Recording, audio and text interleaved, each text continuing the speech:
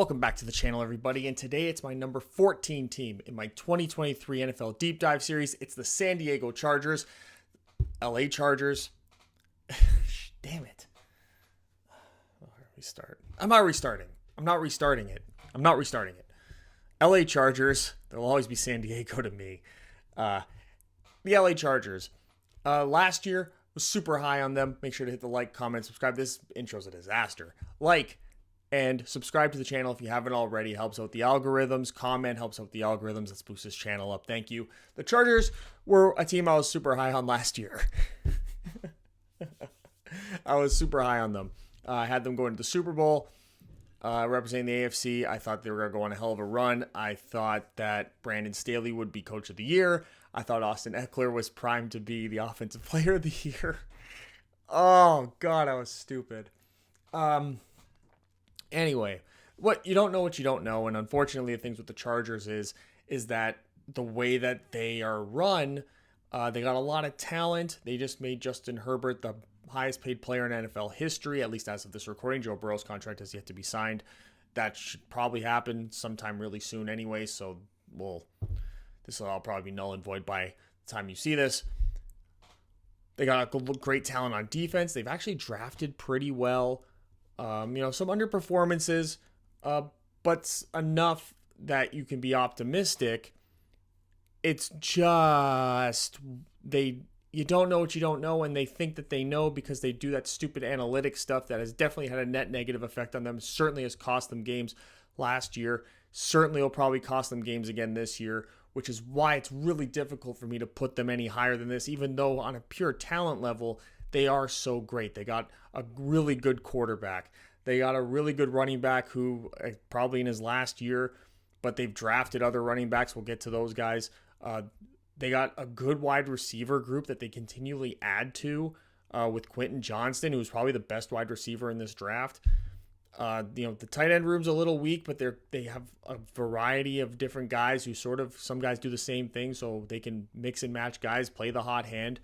The offensive line is relatively good. They hope they get some more development out of Zion Johnson, who's their first-round pick last year.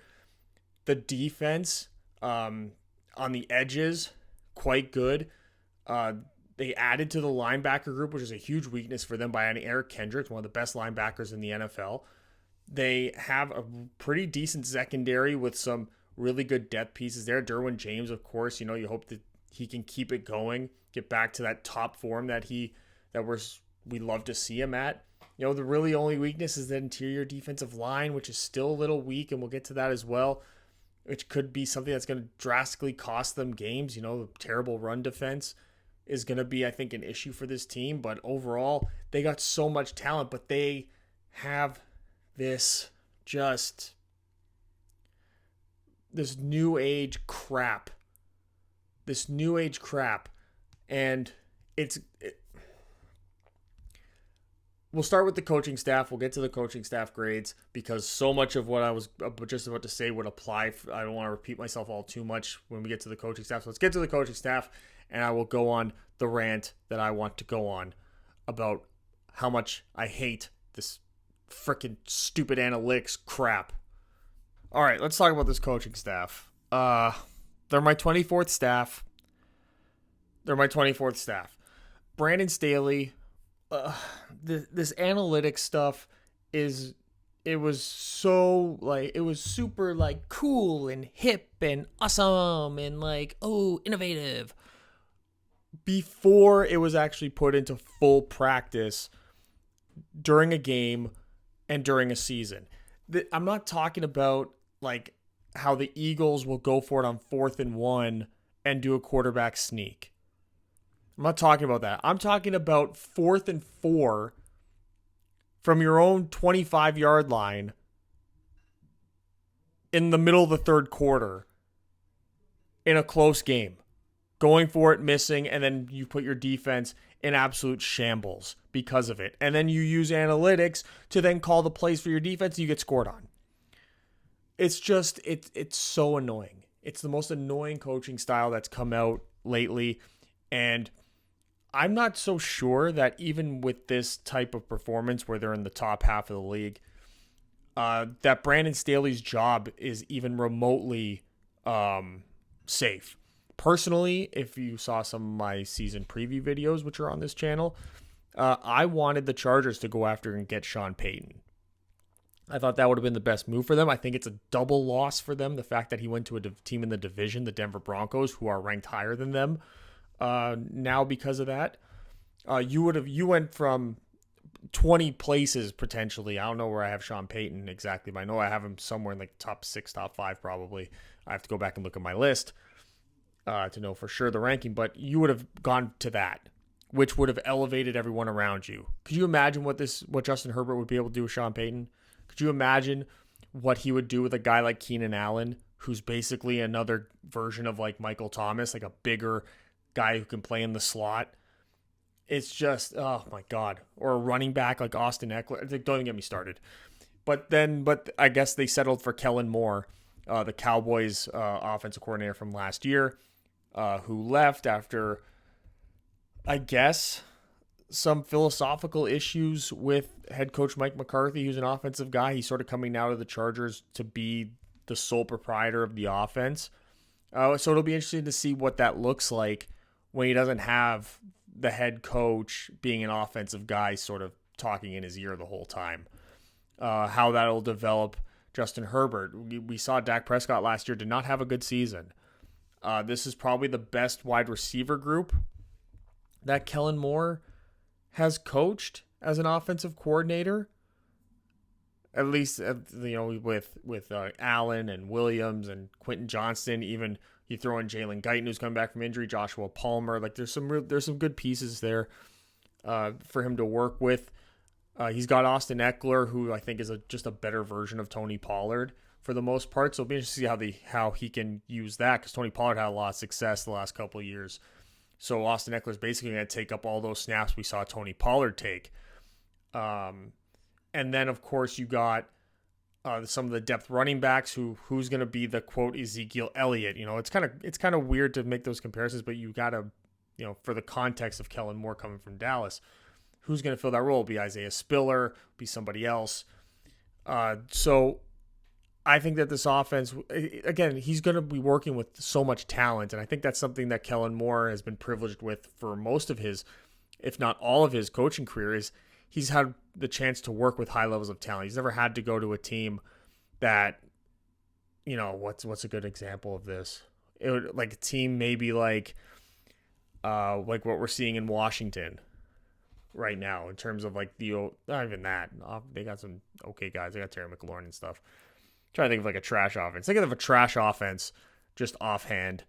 That just comes to mind for you guys. Like, I don't know, like Arizona, who's got like no receivers, no running back, nothing.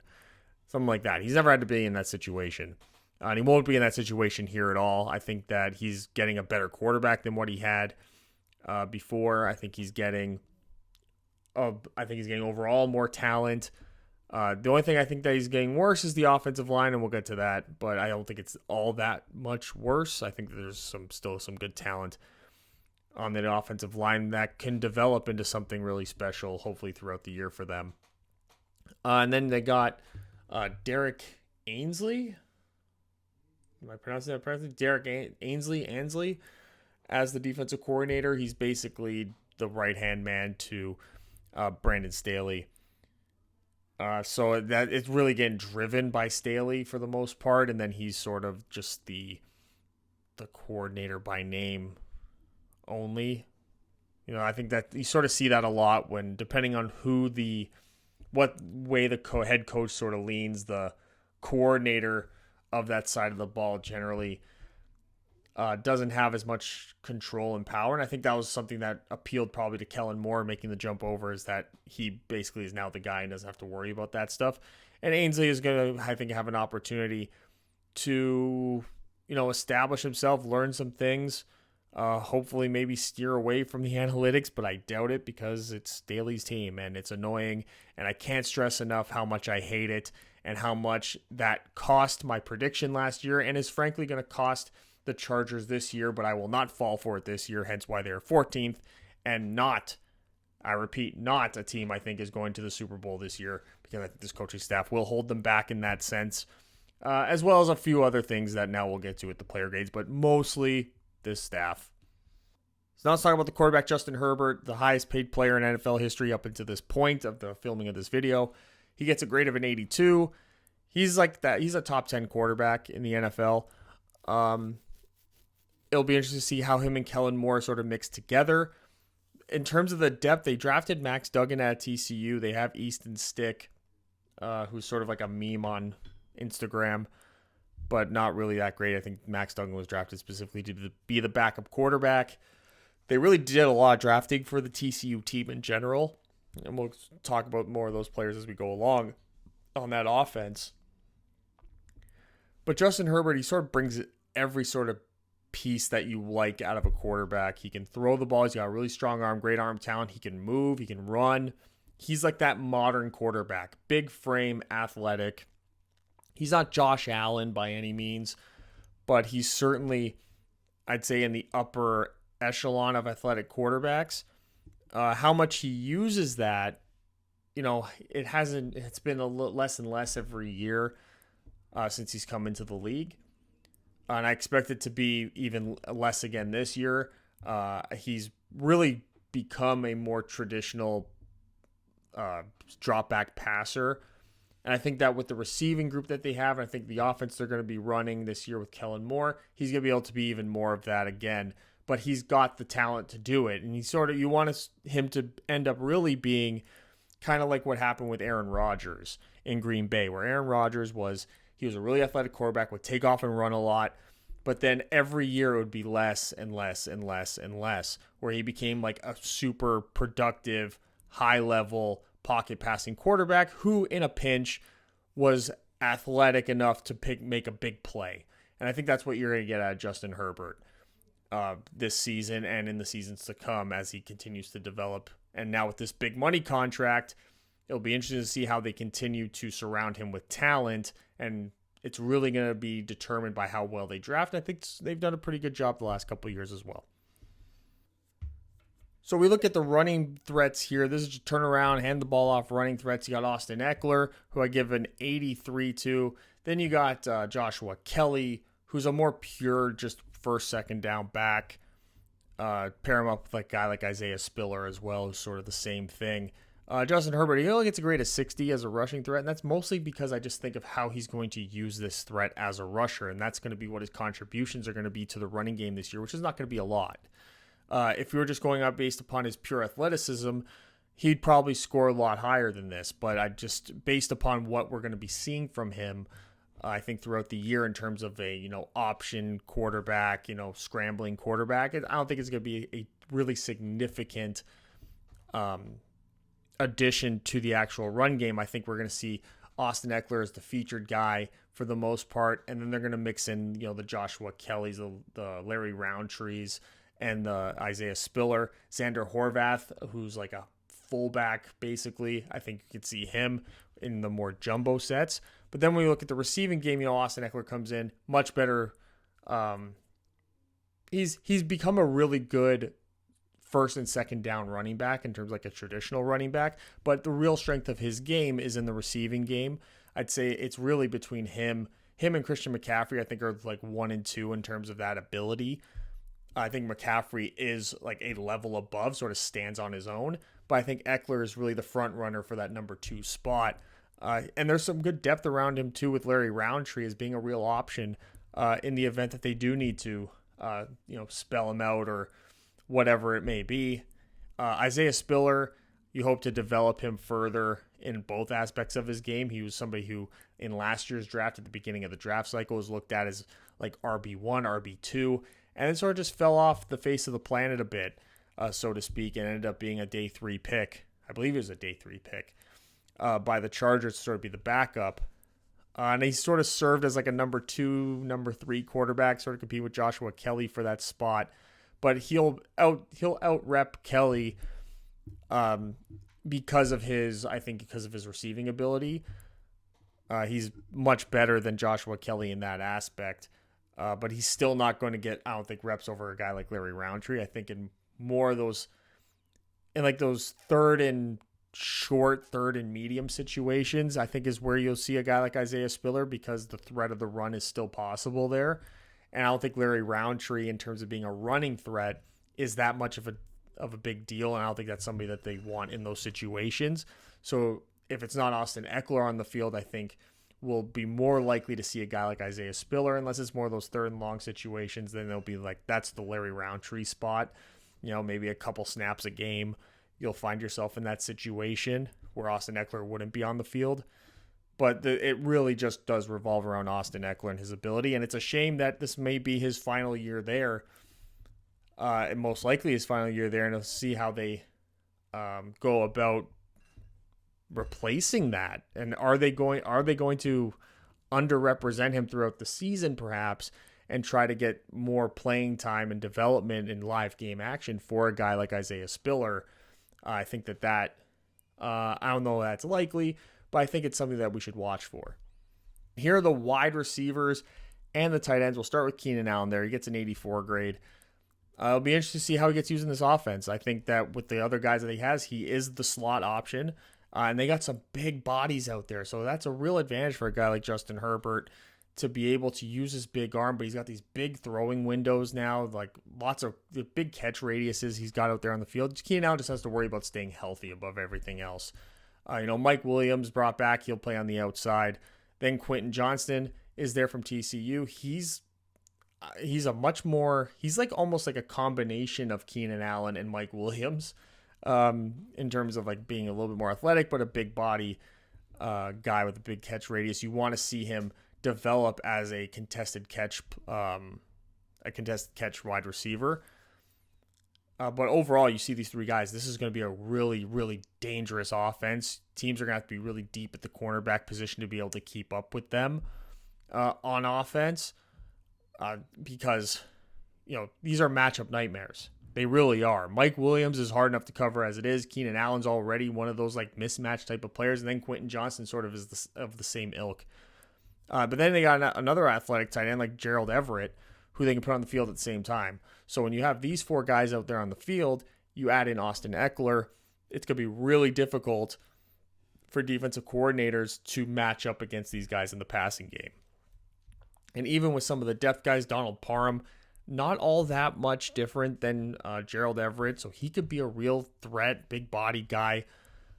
Joshua Palmer and Jalen Guyton are two really, I think, solid depth pieces on this team. Joshua Palmer might be the best wide receiver 5 in the league, just based upon just in terms of the depth here. I don't know that there's too many other wide receiver groups in the league that have this level of depth. They even drafted Darius Davis, who's going to be competing for a roster spot there as maybe like a special teams player. Jalen Guyton was looking quite good until he got hurt. There was a lot of hype around him. I remember that at the beginning of last season, like in training camp and stuff. But having him in this situation, there's going to be some fun manufactured touches for him, I'm sure, throughout the season as well. But really good depth here. And the starters are also top class, I would say, in the NFL. So Kellen Moore is really working with, like I said at the top, probably the player for player, skill for skill overall weapons group, the best weapons group he's had in his offensive coordinator coaching career. And that's saying something considering the group that he had in Dallas. So now let's get to the offensive line. Let's talk about the pass blocking to start. We'll start with the two tackles, Rashawn Slater and Trey Pipkins. I like Rashawn Slater. I think Rashawn Slater is a lot better in the run game than he's in the pass game. I think this is the year where he should be hopefully step up as a pass protector. Trey Pipkins you hope that maybe he can be somebody that's replaced. Jamari Salyer really stepped up last year, established himself as getting a starting role. It looks like he's going to be the starting right guard as of right now. I think there's a real possibility, though, throughout the year that he could end up being the left tackle. Rashawn Slater could play the right tackle. I think that is going to be something that could be on the table and something to look out for, depending on how well Trey Pipkins plays at the beginning of the year. Zion Johnson really needs to step up his game. Him and Kenyon Green were the two highest drafted interior offensive linemen last year, and they both struggled in many aspects. So you're hoping that you can get some development out of him this year, that maybe in the second year. Offensive lineman, not everyone can be Tristan Wirfs. Some people are Andrew Thomas, right? Andrew Thomas struggled really, really badly in his first year with the Giants, and he's now probably a top 2 or 3 left tackle in the NFL. So there's something to be said about allowing offensive linemen to develop, because sometimes it takes a while. You get used to certain calls. Defensive linemen are doing certain stunts.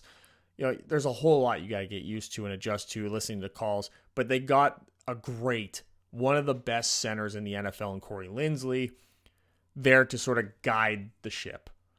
Having a good, smart center is really important to an offensive line. And in terms of being a pass blocker, Corey Linsley might be the best pass blocking center in the NFL.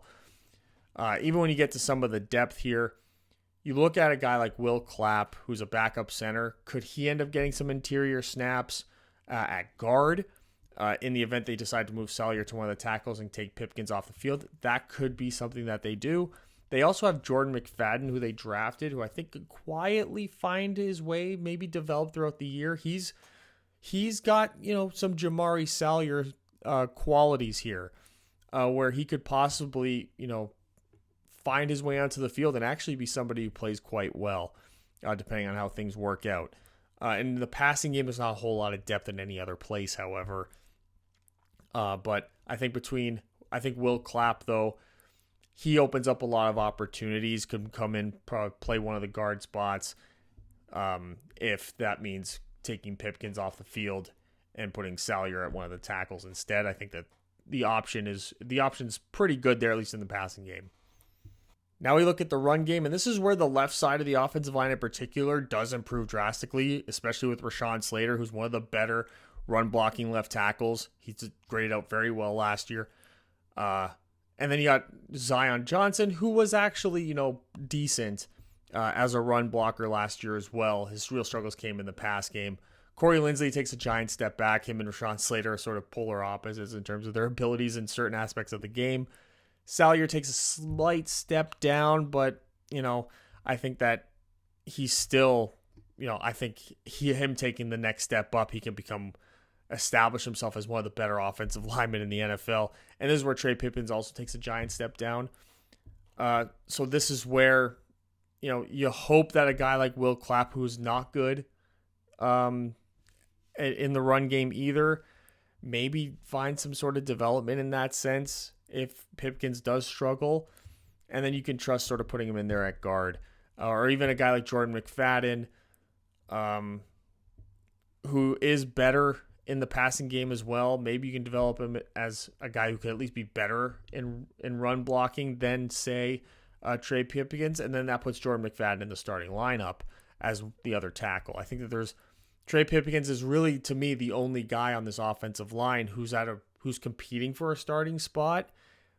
And the competition is questionable going into the season, at least. So it'll be interesting to see how he performs in the preseason, in training camp, as compared to some of these other guys.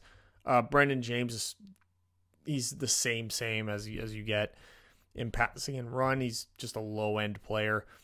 But because you sort of know what you're going to get in both aspects of it, he's not the worst at either one in terms of the depth either. So I think that does find him a roster spot. And I think his ability to maybe kick out to tackle if need be, even though I think you'd be more inclined with Jordan McFadden anyway, there's still that possibility as well. So that earns him a spot. I think Foster Sorrell and Andrew Traynor are the ones competing for that last offensive line spot on the roster. So taking a look at the position summaries again, this passing offense is going to be great. It's going to be, I think, high-powered. I think where they're going to struggle, specifically maybe in terms of at the quarterback position especially, is the depth. The offensive line, there's going to be some depth issues as well, but just a really good group. They even got some good blocking wide receivers on this roster. I think Jalen Guyton takes a step up there in that aspect of the game. So I think that we could see him in some of those situations as well. He's a special team mentality. We talk a lot about in the series about the guys that are special teamers. They have a different mentality even when they play a position like wide receiver or running back or defensive back. They're generally going to be quite effective in the run game on both sides of the ball because they have that grittiness mentality, that not afraid of making contact, and they're almost more motivated to make these big splash plays to sort of get some attention on them, to give them more opportunities maybe in more traditional situations. But this is a team, the pass game is going to be just tip top. And you can see that reflected here in the grade summary. 77.7, the fifth best pass offense that I have graded going into the season. Not too many teams are going to be better in the pass game. They're going to produce better in the pass game than the Chargers will. In the running game, I think it's a little bit of a different story. They don't really have a good blocking tight end on the roster. I think that's something they should probably look into or hope that they can develop. The offensive line is not as good. I think that they need to make sure that specifically, I would say on the right side, they get a little bit more production. But overall, still 12th best offense in the entire league. And I think that they could drastically outperform that. It's really close. A couple little things here or there. A little bit better performance in the run game can put them into the top 10 easily. It's very close. Very close. Now let's talk about the defense, and we'll start with the pass rush here. And it's Joey Bosa and Khalil Mack. Just a really good veteran pairing here. Maybe as the years have gone on, they're not as good as they once was. As that song goes, I ain't as good as I once was. I'm as good as I'll ever be. Is that how the song goes? Whatever. I don't really know country music all that much, but it's still a good group. And, at any point in time, these guys are capable of taking over a football game. And you don't want to be the team that meets them when they do. And I think that having that possibility there, having that threat there, is what really elevates this group.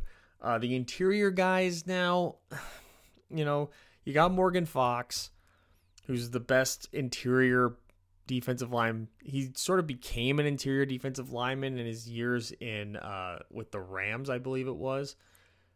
But he is not a traditionally 300-pound defensive end, or interior in 3-4 defensive end. I think he's like 270. He's not that much. I think Bosa might even be bigger than him. I'd have to look at the measurables. But then they got Gerard Clark, who they drafted out of Coastal Carolina, who I really like in the pass rush game. I think there's a lot of opportunity for him, considering how poor this interior performed last year. And they picked him up. They picked up another guy, Scott Matlock. They drafted Tuli Tuipulotu, who's sort of another hybrid. He's a bigger player than Morgan Fox. I think he goes about 285, but he's an edge guy. He could be somebody they decide to kick into the inside, though, on passing downs. I think that's a real possibility. They don't really have a lot of edge depth, though, in general. When they lost Kyle Van Noy, they sort of lost like that traditional 3-4 outside linebacker type. I guess Khalil Mack sort of takes on that role. He has played off-ball linebacker before, so he's got that sort of back and forth ability that could then put a guy like Tuli Tuipulotu, maybe a more desirable player on passing downs, to be out there playing on the interior, because they don't really have guys in the interior. Austin Johnson is hurt. Otito Ogbonnia is hurt, even though he's in passing game, he's kind of worthless. Sebastian Joseph Day has not lived up to what he did previously with the Rams. They drafted another interior guy, Scott Matlock. They have Nick Williams, who's had a couple years in the league as well. I know they got a couple other guys on the team. I don't know how much of these guys are going to make the team, to be honest. It's really difficult for them to keep a lot of these interior guys on the roster. I think it's just really an open competition. I just think that Joseph Day sort of makes the team because of his contract. I would expect Gerard Clark and Matlock to make the team as well. Nick Williams probably for his run game contributions. Morgan Fox, because I think he's in the pass game, he's really their only choice. So now we look at the defensive line against the run. The defensive ends, to me, they stay the same. Bosa and Mack are going to be 3-down edge rushers, 3-down edge players, outside linebackers in this defense. But in the run game, we could see two rookies at least be on the field at once. Matlock and Gerard Clark, two bigger guys who I think can really come in, and this is where they could contribute on early downs. You won't see on early downs a guy like Tuli Tuipulotu. He might get some reps as like a more traditional 3-4 defensive end, while a guy like Gerard Clark or Matlock plays the nose tackle and the other defensive tackle spot. But it's really, Tuli, it's going to be interesting to see how they use him on this defense throughout the year. I think his size is going to be a real asset for them. They could, Austin Johnson, Joseph Day. I don't know how long Austin Johnson's out for. I don't remember if they said it was a season-ending injury or not, to be honest with you. But I think Sebastian Joseph Day does get a lot of early down reps as well. But I wouldn't be surprised if by the end of the year we see Matlock and Gerard Clark, the two rookies, being the guys who get the most early down reps, at least, with a guy like Austin Johnson and Joseph Day competing, depending on how long Austin Johnson's out for. And Sebastian Joseph Day, who they paid a lot, so I probably him, hoping that he has a bounce back year. He was a really good defensive tackle for the Rams. And I think last year, maybe it got exposed that it was all the attention that Aaron Donald was getting that made him good, put him in more situations to perform. I think that's a possibility. It'll be interesting to see how that works out this year, if he can have a bounce back year or not. So let's talk about the linebackers now. And they signed Eric Kendricks from the Minnesota Vikings, who's going to really help out this linebacking group. He's your 3-down, every all-purpose linebacker. He's better in the run game than the pass game, but he was at one point one of the best coverage linebackers in the NFL. So you hope that he can, get back to that, and you might have a superstar here at the linebacker position, despite him, aging in the wrong direction. Kenneth Murray, he's your number 2 guy. He's an athletic linebacker you can put out there on passing downs. Not great in running, run defense, which is why you bring in a guy like Eric Kendricks. I think it instantly upgrades your linebacking group. With the depth, they drafted Mikel Jones and Deion Henley. I like Jones a lot better in the passing game than I do Henley. I do think Deion Henley, where he was drafted, he's going to get more opportunities, obviously. And then Nick Niemann is like not in passing. Passing down is kind of like, ugh. And then you get to the run defense. That's where Niemann is going to get his opportunities, I think, even though he's still not that good at it. You get a guy like Eric Kendricks, who, he's your 160 tackles in the season plus player on this team. Even with the depth, Jones and Henley, you're not getting high levels of production, at least in terms of how they played in college. In the run game, but I think Deion Henley being a little bit better than Jones in that part of the game, and I think having a lot more potential in general. I think that he could see a lot by the end of the year. He might be the linebacker that gets the second most amount of snaps by the end of the year.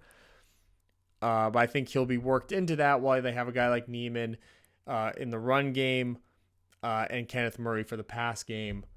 They probably will be a situation they might only play Eric Kendricks in the pass game sometimes as well, because they do have Derwin James, who can drop down, play some linebacker on those third down situations. So it'll be interesting to see how many of these linebackers they actually use a lot of. But overall, it's really the Eric Kendricks show, and then they're hoping to raise up these guys behind him a bit. So here is the secondary group, and this is the pass coverage. Asante Samuel Jr., J.C. Jackson, and Michael Davis. They all get 76s for me. Different players, but the overall contributions they make, I think, are very similar. J.C. Jackson came in with a big contract and just didn't look good at all. If he performs like he did in New England, then they're getting, this is pass coverage grade is going to be through the roof. Much better than what it is right now. They got Derwin James, super solid in every aspect of playing safety. The weakness is Alohi Gilman. Who's going to be the second safety with Derwin James? This is sort of issue I think they're going to have even getting Derwin James to maybe drop down and play a linebacker role, because who else is playing safety on this roster? You take a look at some of the depth here. They got JT Woods, who they did draft to be like that deep middle safety. Raheem Lane is like the fourth safety on the roster. They got Jasir Taylor and Deion Leonard. Michael Jacquet is just sort of depth pieces there for the cornerback group, but they do have their starters are solid outside of what they're getting from Alohi Gilman. And then in terms of run support, not getting a whole lot out of their group other than Derwin James, who's going to come up, who's going to just lay the lumber on guys. It's just going to be interesting to see how teams are going to have the opportunity to run away from Derwin James and really make him not so effective. It'll be because, they don't really have a whole lot else going on in terms of run support in the secondary. Like you look at even some of the depth pieces here, there's just nothing going on. So, in the run game, you sort of identify where Derwin James is and go get away from him. Figure out a way to not, to eliminate him from the play, and then you get to that second level, or you get outside, the defensive ends or the outside linebackers. It could be a long day overall for this defense against the run, and I think that's going to be reflected. So taking a look here at the position summaries, in terms of against the pass, they got solid corners, and they got a good edge group, at least in terms of starters. And then they got Tuli Tuipulotu, who's like a hybrid guy they can move around. They're going to have a good pass defense.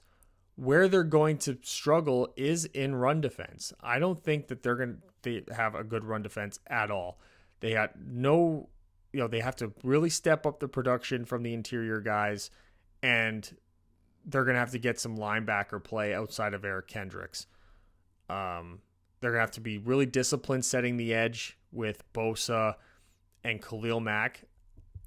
Do they put Tuli Tuipulotu as the outside linebacker? Does Khalil Mack play off ball linebacker on rush downs? That wouldn't shock me at all if that was something that happened, with how weak the rest of the linebackers are in general in run defense. So I think I would look out for that sort of like low key happening, getting those three guys on the field at the same time on more than just passing downs. So looking at their defense overall, horrific. Horrific. They got some really good pieces, but some really bad pieces. They're a hot and cold defense. They're 18th in pass defense. They could really outplay that, to be honest. I think that there's some talent on this defense that could really elevate this. I think if J.C. Jackson takes a step up, if Alohi Gilman takes a step up, then this could be a top 12 pass defense. But the rush defense is so horrendous, at least going into it on paper. It really drags this whole defense down. They're going to have a real difficult time making comebacks in games, getting the ball into the hands of the offense more often. The offense is going to have to be very effective, probably more effective than they're capable of being, to elevate this team to being a true contender. I think that this is what's really holding them back from being a true contender. The horrific run defense. They're really going to have to hope that Gerard Clark, Scott Matlock step up their game, and that they get Sebastian Joseph Day back to where he was the year before they signed him. And then that could really raise up this entire defense as a whole. But if they don't get that production, it could be a disaster, an absolute disaster for this defense. Now, despite all that, I think that they can still go above 500. I had them winning 9 games. We look at some of the losses that I have them getting: Miami, Kansas City, the Jets, Buffalo, Detroit. I think those are 5 easy losses right there, just because they're playing against these super high-powered offenses. That if that offense gets ahead, they also have the pieces to be able to run the game out on you. Miami's going to have a good run offense, even with Mostert, Jeff Wilson, those guys. Kansas City knows how to run the ball with the guys that they have as well, like Pacheco and them. The Jets have Breece Hall, potentially Dalvin Cook as well. Even without Dalvin Cook, they still got Breece Hall, Michael Carter, some good depth pieces there. Detroit has Jahmyr Gibbs and David Montgomery. Buffalo, is still a great running threat despite them not having a true number one running back, but they're capable of being able to run the game out on you with an effective run game as well. Vegas Raiders, I have them stealing one of the games against them. Again, Devontae Adams, and then Josh Jacobs, of course, who you can run the game out on them on. New England, I think that's going to be an interesting matchup. Watching Brandon Staley use the analytics, I think it really opens him up to be taken advantage of by a coach that is so intelligent and high quality like a Bill Belichick. I think that when you run that analytics style of game, you're sort of giving away the game before you get there. And I think Belichick, of a lot of these coaches, I think Andy Reid as well, would be really great at that, is picking up on that. Picking up on that type of play. I do think that against Denver, and we talked about me thinking it was a big L that they let Sean Payton get away.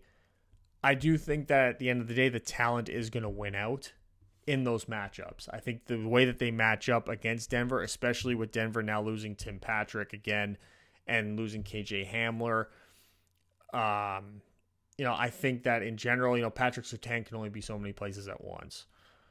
So I think in terms of just pure matchups, I think that they do have an advantage over a team like Denver, and they will be able to potentially sweep them.